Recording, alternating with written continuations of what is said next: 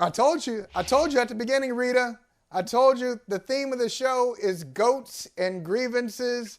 And so we got a couple of goats. We got a couple of goats here. One, we got the GOAT, Jim Trotter, and we had the GOAT, A'ja Wilson, talking about her game last night. Jim, she put up 53 points against the Atlanta Dream. And I was watching this game, and I could see it truly. True story. Now, I didn't think she'd score 50-something. But in the first quarter, I'm watching it. One, she comes down. It takes a difficult pass, catches a difficult pass, and just puts it up, floater, in. Made it difficult play, made it look easy. I said, okay, she's in her bag tonight. Another time, Kelsey Plum came down. She's trying to get the ball to A'ja, hits her with a left-handed bounce pass. A'ja takes it, scores again. Another play down, another sequence down the court. She gets blocked at the rim. A'ja does. No problem. Runs back, contests the shot on defense, comes back, scores again. I'm telling you, Jim Trotter, it was one of the best performances I have seen. This is a real talent. What did you see? And what have you seen from A'ja Wilson? Just not just last night, but all season.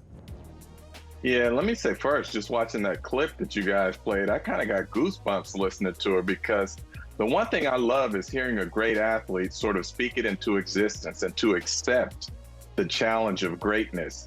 And to hear her say what she said, that she wants to be mentioned in those top 3 all time and whatnot, that was fascinating to me, because I'm consumed with greatness in terms of watching it and trying to understand it, of what motivates players or executives or whoever to do what they do and to do it at the highest level. So, you know, I actually got a chance to see her in person. I went to the Liberty Aces game for the Commissioner's Cup, and she didn't have one of her better games that night. And obviously some of that has to do with Candace Parker being out and the Liberty focusing their defense on her and making the other players beat them. But the thing that's great about her, and where you see the greatness, is great players will rarely ever have back-to-back bad games. And she came back the next night and put up points and led her team to victory. And so the fact that she had 40 earlier this year, the fact she just put up 53, she's just a tremendous talent. And I think she's one of those people who is going to help, you know, the WNBA go to that next level. Now, I say this, to get to that next level, for me at least, there's got to be a rivalry between great teams. It can't just be solely about a great player here or there. It's got to be a rivalry there. And I go back to my youth and the Celtics and Lakers and watching Magic and Bird, that sort of thing. And I'm hoping that we have that with the Liberty and the Aces this year. So we got right it. now, I believe they're both 2-2 this year against each other. And they play once more, I think on the 28th of this month. So I am looking forward to seeing how that plays out and hopefully seeing them in the finals against each other. And Rita, the Liberty, I was going to say, the Liberty have blown out the Aces. The Aces have beaten the Liberty, but the Liberty have put it on them. And so this is a really good rivalry. I hope that they meet in the WNBA finals. I'm sorry, Rita, you're going to say something else. Yeah, no, I agree. I think that the rivalry is already there, right? Like you said, they not only did the Liberty beat them, they beat them down, right? I mean, one was like almost by 40 points.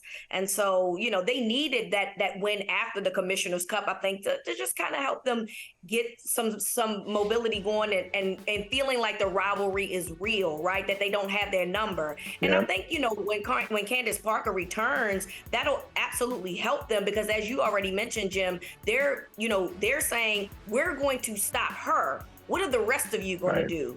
And if Candace Parker comes back, then that bodes a problem, right? You can't just do that and leave Candace Parker by herself. That's problematic. But until then, I mean, it doesn't matter. I think that the Liberty was, for the first time, became number 1 in rankings, and the Aces are number 2. You can't tell me that they're not offended by that. The Aces are not, right? Like, they got to be like, oh, okay, so they think that they better than me just because they beat us a couple times. We got something for them. And I think that A'ja having the game that she did last night is phenomenal. Going to the line 21 times.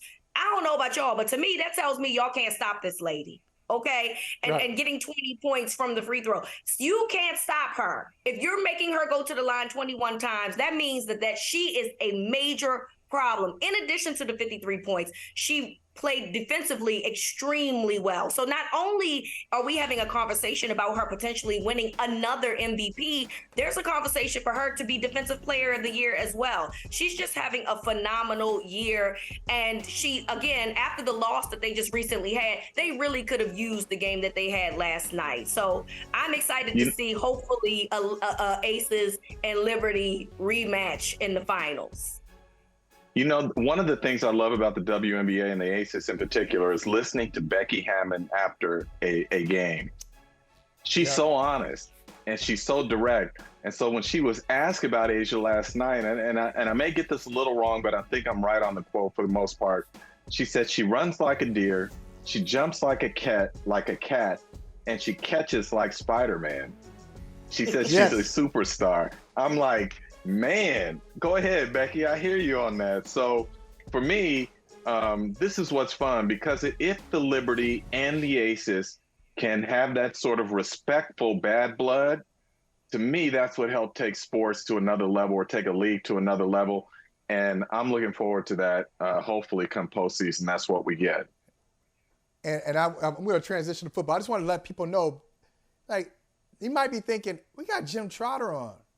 Why are we talking about the WNBA with Jim Trotter? Jim Trotter is a major WNBA fan. So he is an observer, and he's a smart person who can talk about anything. So that's why. And also, and I want to explain the feed item there. Y'all know why Asia Wilson is named Asia, right? Tell him. So her father is a fan of Steely Dan. You know the song Asia by Steely Dan? Asia. When all my dime dancing is through, I run to you. Oh, wait a minute. Okay, let me stop that. Let me stop. Like that. That's all you can get for free. You have to pay for the rest, and I know you wouldn't want to. Hey, thank you for watching Brother from Another. If you haven't hit that subscribe button, go ahead and do that now. Don't forget, you can catch us 3 to 4 weekdays on PeacockTV.com and on Sirius XM Channel 85.